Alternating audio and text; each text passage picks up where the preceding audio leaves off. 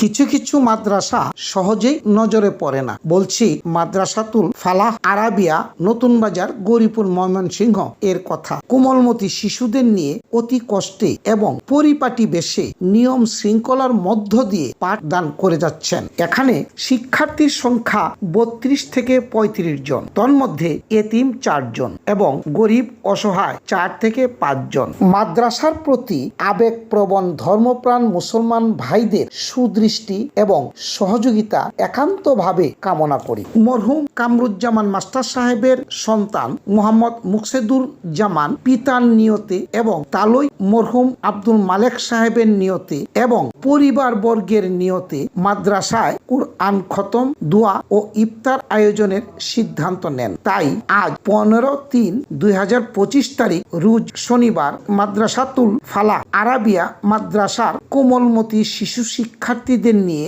কুরআন খতম, দোয়া ও ইফতার আয়োজনে উপস্থিত হতে পেরে মহান আল্লাহ পাক রাব্বুল আল আমিনের নিকট লাখ লাখ কোটি কোটি শুকরিয়া। জনাব মোহাম্মদ মুকসেদুর জামান এর সহি নিয়ত কবুল করুন, আমিন।